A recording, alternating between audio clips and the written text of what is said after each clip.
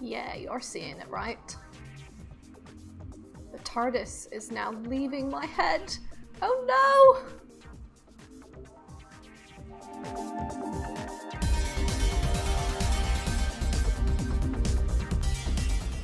Hello, and welcome back to FoolCraft. Yes, I found a setting for hats. Let's see, can I bring it up? Here, you can change this alpha setting, changes the transparency. So now I have a hat, TARDIS that is in the process of either landing or leaving my head. I'm gonna go with landing on because that's a happy thought, sort of. Now that I think about it, maybe it's not so happy. Anyway, last time I left off with just setting up the phytogenic insulators, and then I built the fluxed Phytogro mechanism off camera. This is all taking a long time, so this is what makes the fluxed Phytogro. Let's see, let's work backwards. So it all ends up in here, and that is the same as that chest. As you can see, it's working pretty well. There's a storage drawer here for extra storage. This is the energetic infuser, which is what turns the Phytogro into fluxed Phytogro, and that gets fed by this crafter, which gets fed the ingredients, the rich slag, the niter, and the pulverized charcoal. So first off, the pulverized charcoal comes from over here. I've got a couple of these hopping pots. It does make it sound like they should be in motion, doesn't it? Yeah, I thought this was going to be a bottleneck because these don't grow that quickly, but actually we've got more pulverized charcoal than anything else. So the wood gets filtered out here into this redstone furnace, and everything else gets put in this trash can because I'm not interested in dealing with that. So it goes into the furnace, and then that feeds straight into this pulverizer. The second thing is the niter. So we were gonna pulverize white sandstone for that, and nicely the igneous extruder can actually make it so, and I thought this would have to make the sand and I'd have to craft it into sandstone, but it can make the sandstone outright, so it does that. And it does need lava to be in here, but it doesn't use it, so it just takes water, feeds that into this pulverizer, which gives us white sand and niter.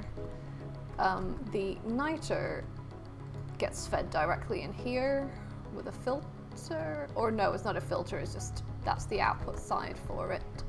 And the sand gets put into these induction smelters for killing two birds with one stone. And also there's excess here because it was producing a lot. So these induction smelters are what make the rich slag. So this top one is for redstone. I've just been feeding it in manually, redstone ore, but I'll probably set something up for that, but to be honest, it didn't even take, it was like a few stacks of redstone ore has got us all this, so it's not really an urgent thing. And that redstone goes in here into this crafter, which makes a clock. And this induction smelter is for the clock, so it feeds the gold straight in here. This crafts the clock and then sends it back in here. And it's just an endless cycle. And the rich slag gets pulled out the back of both of these. The redstone also has a byproduct of rich slag, so that's useful. And that also goes in here. So that's how that works. And it felt really complicated at first, but it's actually not too bad. I have upgraded a few of the machines to run faster, and I put an auxiliary sieve on that one, and I think maybe some others as well, it increases the odds of getting a secondary product. I don't think it increases it by that much, it's like 5%. But anyway, and that's how that works. I was initially going to use easy mechanical crafters, mechanical crafters, but they don't have a way to lock slots to items, so they would fill up with one item and then the whole thing would stop. So that's why I'm using these, because you can tell it to remember that those ingredients always go there. And power is coming from here, and it's linked to the same as over there. I changed it over. It is now linked to the community power, because there's a community power station now creating tons of power, so this is all running off that, which is nice. I don't have to produce that myself. And there's a couple of things I need to comment from last episode. One was that I did some of this wrong. I put some actual ingredients or vegetables in some of them, and they all have to be seeds, otherwise it doesn't work. So I did that, and I made sure to space out these, again, to space these out so that none of these is more than one dud ingredient in to help keep production up. And I also said that it didn't matter how fast this clock was, but that's not actually true. If since we've got multiple ones of these in here and not just one of each, if this is running constantly, then it'll keep inserting more of the same item in here because it can. So you will end up snowballing and getting a lot more of the same product. So to try and mitigate that, I've changed it to let's see, that's about five seconds. I think these take about 10 seconds to process, so that way if a dud item gets picked, it doesn't have to wait too long for a new item, but we're also not going to be getting loads and loads of the same thing in here. So this is blocked now, by the way, because this chest is full. So all of the mechanics are done here, and now the next thing is to set up the interior of the supermarket, which I have already started working on a little bit. And done. No need for any more interior decorating. I mean, this covers it all, right? Just kidding. This is my planned layout. It has taken me a while to work it out. But yes, this isn't all that will be in here, but it's the start. I also put a door back here with a little arch on top. I know it looks weird, but the idea is there'll be an elevator here that will take people up there, which is where you would go to access the roof. So don't worry, it's all in hand. Yes, so these drawers are where the crops will grow. No, they're growing somewhere else. They will go here, and this is for the chilled section, obviously. I want to sell meat and dairy and fish or seafood, so that's going to take a little while longer to automate because some of it is PAMs only and some of that is not that easy to automate. But first things first, we gotta finish setting up the crops. One thing I've been struggling with is picking drawers. I'm torn between these pine ones and these ones, which are hellbark. I personally lean more towards these because all of the colors in here are kind of bland, and somehow this being bland as well, it like itches my eyes. But the other people that I've asked have said this works better. So I'm not really sure what to do. I think I'll go with these since this is a community build and others seem to prefer that. And I have also moved these forward because I think that might be better to have a bit more space here in front of this door. So the next thing to do is to decide where to put what crops. Alright, I think this should work. So we've got grains and tea and coffee in the front here, nuts on the back, this whole station here for things that are mainly used for adding flavor, so onion, garlic, ginger, mustard, sesame seeds, cocoa, that kind of thing. I suppose I'm trying to keep things in even numbers. Cocoa could have gone with the tea and coffee, but no, it's fine. And then fruits and berries together here, and then all the vegetables here. And because there's a lot of them, some of them, I'm gonna try to put them in alphabetical order. I say try, like I don't know my alphabet.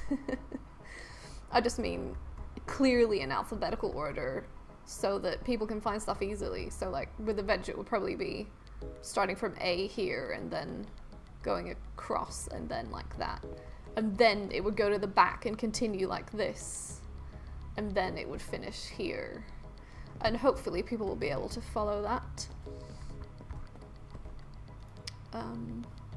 Yes, I think that's good. And this tub here is for salt. I suppose I could... flavoring. Well, there's 15 flavorings and this station has 16, so maybe I'll just put salt in there. It was just for a bit of variety. These signs are not permanent, by the way. I'm still working out how to best do the signs. Last season, I keep on talking about last season. Last season I used Bibliocraft signs, and they were ones that could stick out from the wall like that, and so they kind of looked like real supermarket signs. At the moment I'm stuck with either these or screens. So like this one where you actually have to make an image and put it on Imgur and then put in the link. Yeah. So then the option is to either have a screen per section, which seems kind of strange, or to have one main screen, say here, with like a diagram showing where everything is. Alternatively, of course, I can use item frames or chisel and bits, but I'm not sure I could make good signs with chisel and bits because the bits are too big for this kind of thing. But in any case, I'm gonna go try to get one of each of these and fill these so we can see what they look like. All right, that took a long time. I forgot how tedious alphabetizing is. There's a few things that I didn't have in my system that I'll have to fill in later, but this is the basic layout. I changed it around a little bit because I miscounted, so berries are here, grains are there, these are still flavorings, and then nuts are here. This is nuts and fruits, but you've got nuts up to here and then fruits on these sides, and I had to add a few extra drawers, but I think that's acceptable. It's not like supermarkets are the tidiest places. Maybe I'll find a way to even it out. The look, I mean. Anyway, there's also a few places where there's gaps, like here, where there was nothing to put, so there might be a few empty drawers. I might find a way to fill them, but for now, that's not important. So what we do now is lock all of the drawers, which we can do like this. Okay, so this is underneath. All of the drawers are connected with this trim to this one drawer controller so that we can easily put stuff into all of the drawers. There will need to be some kind of overflow system or something, I'll probably set up another small refined storage system. But for now, I want to start getting stuff in there and testing and seeing that it all works. So let's do that. Is that emptying? Yes, it is. Could probably use some speed upgrades, actually. And now anything that doesn't have a slot, like the coconut, will just stay in the chest. And actually, I forgot that with the machines, it doesn't give you Pam's Harvest Craft rice. It gives you this rice. So I'm gonna have to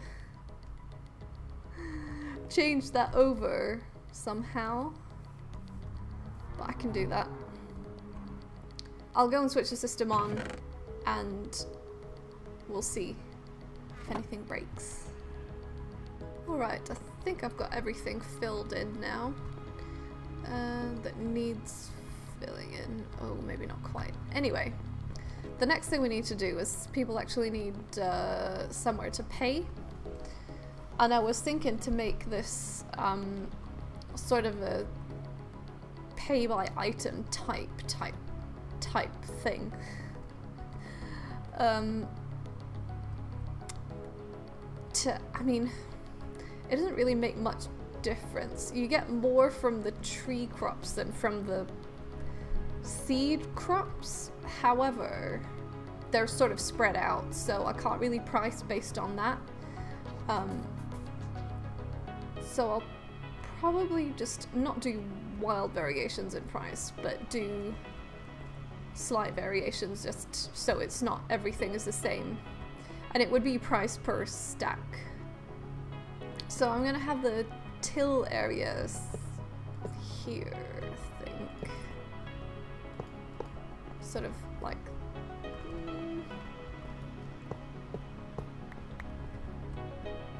maybe yeah, when I came up with this, these were further back. But I guess maybe it works. I can always move that back again, or maybe even to like the middle here. Now the idea I had was to use a vending machine here, and what I will do is name bits of paper. Let's see, let's go down to the anvil. People will be getting free paper out of me. So let's name the stack, say,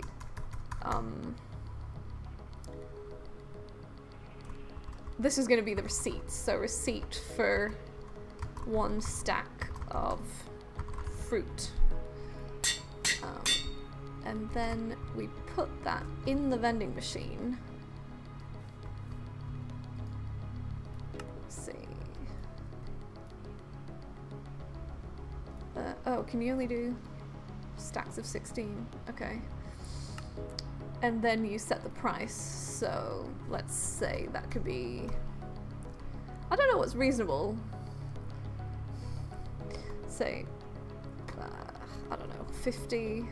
I'm going to change this, but this is how it would work. So now other people that aren't me, they come here and if they have a stack of fruit, they pay 50 and they get one of these, and that's their receipt. Obviously it's an honor-based system, but that was the idea I had for how to make that work, and I think it's kind of fun. This is sort of a weird mix of like colonial build style but modern interior. And then finishing touch here. No, we put in some conveyor belts. No, you're ruining my moment of genius. There we go. And now that's like the, well, you know, the belt that they have at supermarkets, and this is the till. This is just decorative. There's not much point to having it there other than that, but that's cool. And then this is gonna have to change. I was gonna have a coffee maker on the end here. I don't know what it's like around the world, but in England, some supermarkets, at least some of the higher class ones, have a drinks machine. So I was gonna put this in here and then have a separate pricing system for that. This coffee maker is sort of like it's basically a potion thing, but you can make coffee, you can pick which effect you want and have multiple effects, and it also fills your hunger, so it's pretty cool. So I'd like to provide that as well. I haven't quite worked out how I'm gonna do all of the logistics of that because it involves potion ingredients, but the coffee and the milk at least can be provided already by the supermarket. So yeah, I think that looks good. I'm gonna chisel this to make it look a bit better, and I was also gonna put like a trim around the top of the wall here to make it fit the style better and just to look better. And we also need better lighting. For lighting, I actually thought to use these Silence Gems glowing flowers. You can put one in a pot and it'll, let's see, places phantom lights up to 15 blocks away, so I'm thinking that one should be able to light up this whole thing. Let's try that. No, let me place. Can I not? Okay, I can't place on top of there. I guess it can be on the counter here. So put that in, and it should.